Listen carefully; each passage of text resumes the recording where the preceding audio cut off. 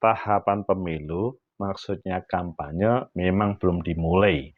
Tetapi beberapa baliho dari Mas Anies Baswedan, mungkin juga terjadi untuk Pak Prabowo dengan Mas Ganjar, dirusak oleh orang yang tidak bertanggung jawab. Apakah hal ini bisa berpengaruh terhadap kemenangan atau kekalahan, atau hal itu sebetulnya sesuatu yang ditunggu untuk menghasilkan sebuah kekuatan, atau bahwa itu sesuatu yang menyakitkan karena tidak menghormati bakal calon presiden yang sudah diputuskan oleh partai atau gabungan partai. Bagaimana menurut kalian? Menurut analisis saya,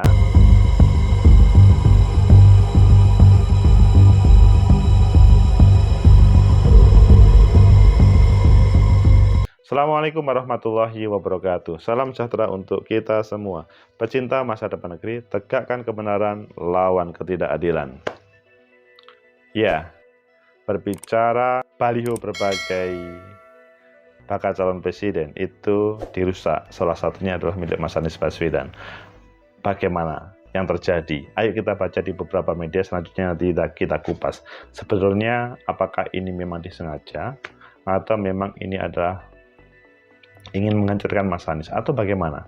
Pertama kita baca di Tempo, kata Nasdem soal perusakan baliho Anies Baswedan, saling menghormati, tak perlu destruktif dan pasang lagi. Kemudian kita baca di Republika, antisipasi kecurangan Pilpres, Anies Baswedan tunjuk kuasa hukum.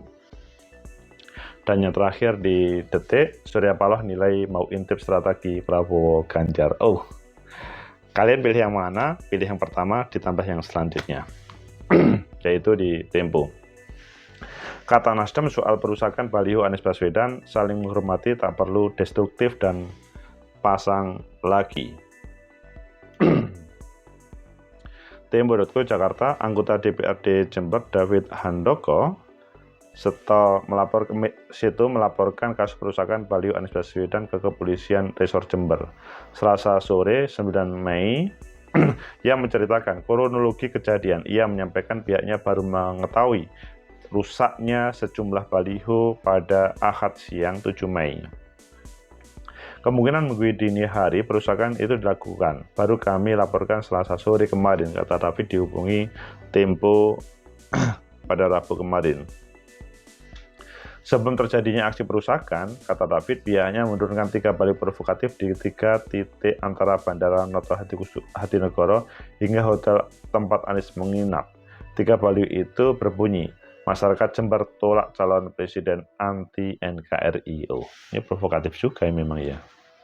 Ia mengatakan baliho itu diturunkan pada hari Jumat 5 Mei menjelang Sabtu, menjelang kedatangan Anies pada Sabtu sore.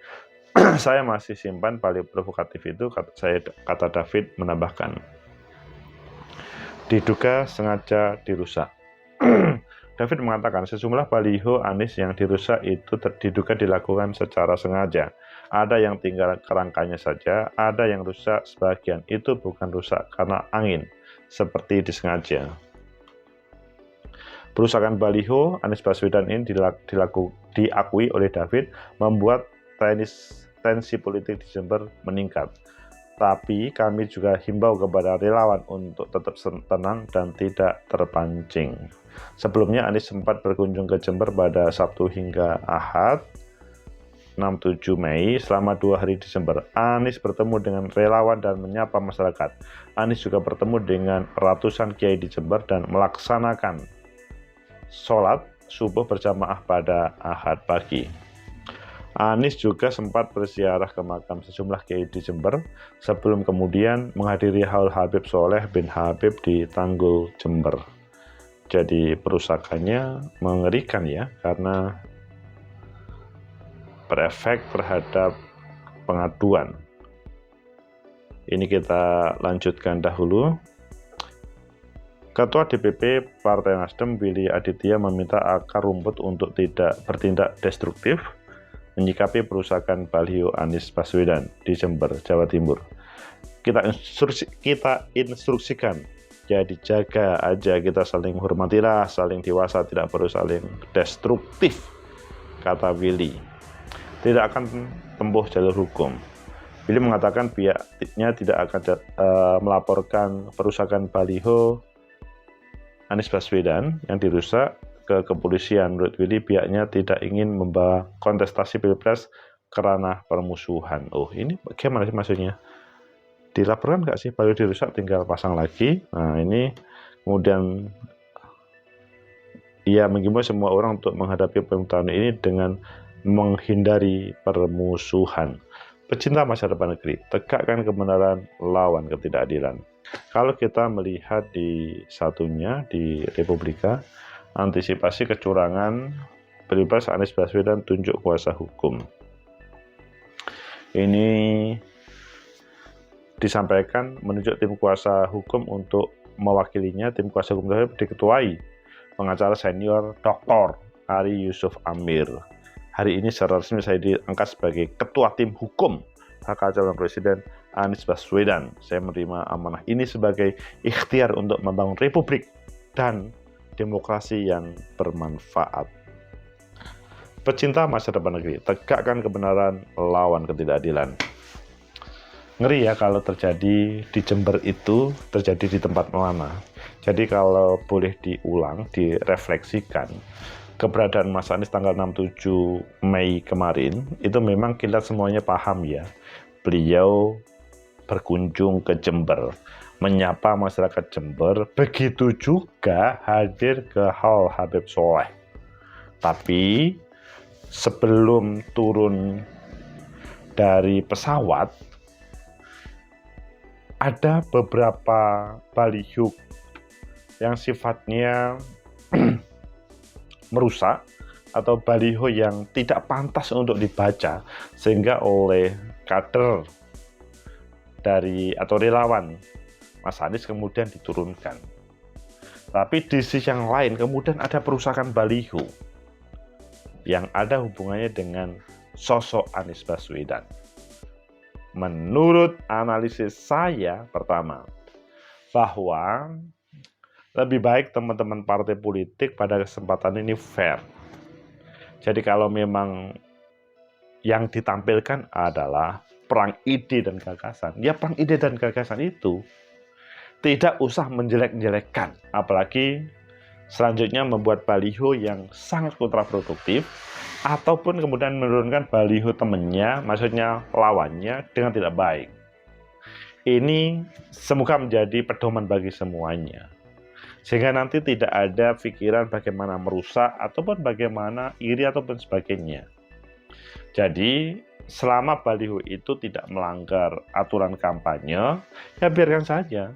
Dan itu biar aparat pemerintah daerah atau aparat berwenang itu mengeksekusi terkait dengan misalkan banner-banner. Memang saat ini adalah belum kampanye, tapi kalau kalian melihat di berbagai tempat itu, yaitu mungkin iklan sosial ataupun yang lainnya, ataupun memang KPU memfasilitasi untuk semuanya supaya bakal calon presiden itu bisa menyapa masyarakat secara umum, secara langsung, tanpa ada pembatasan.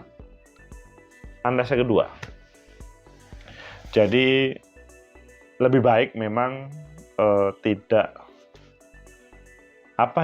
penyelenggara pemilu itu tidak gegabah dalam merespon hal ini, bahwa kecurangan, maksudnya baliho diturunkan, itu memang perlu dicari.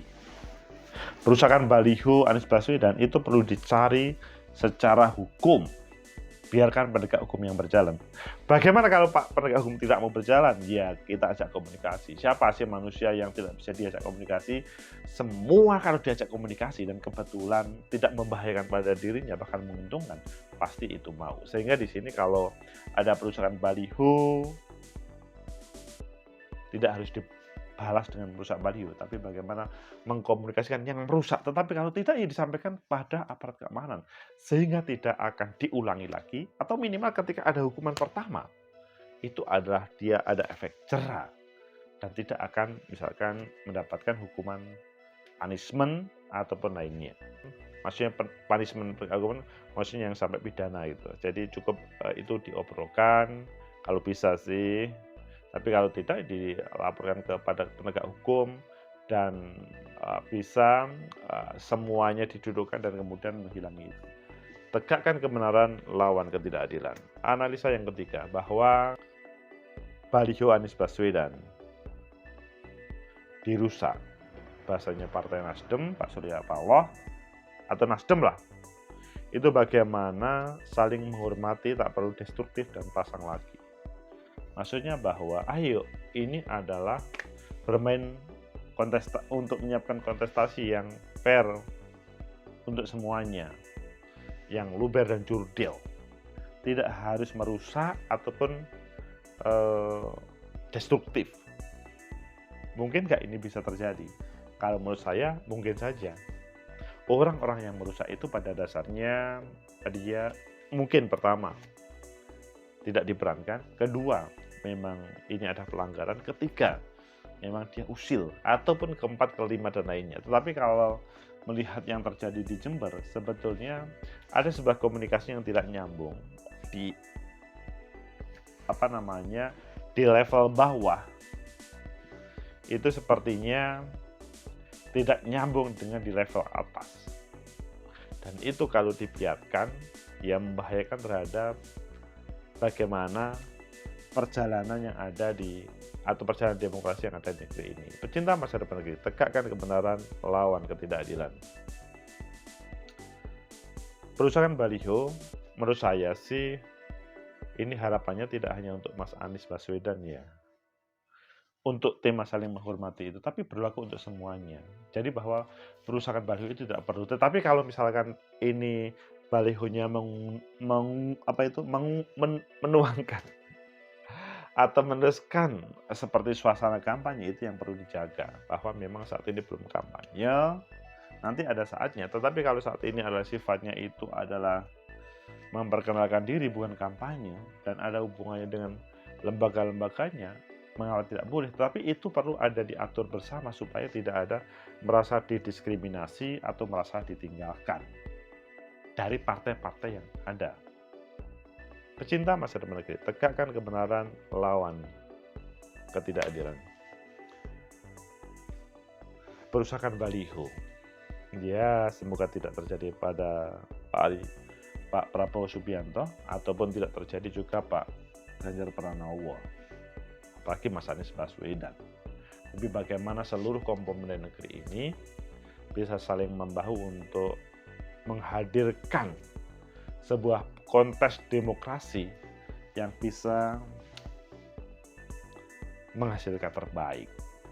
Tapi sebelum menghasilkan terbaik, tahapannya, prosedurnya adalah benar, berdasarkan demokrasi, dan semuanya pihak berperan aktif untuk menampilkan terbaik. Sehingga kalau itu semua dilakukan, maka karena ada semangat menghormati, ya perusahaan baliho tidak terjadi.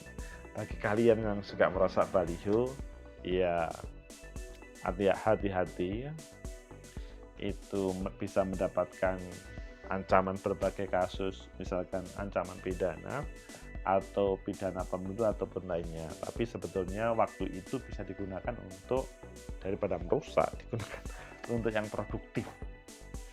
Kalau mau mengkritik, tidak harus kemudian menampilkan yang negatif, tapi boleh secara langsung ngomong, ataupun dengan cara bagaimana, ya kan sekarang itu kan media sosial bisa berbicara dan ditampilkan oleh siapapun kan. Tapi bagaimana membangun komunikasi dengan mereka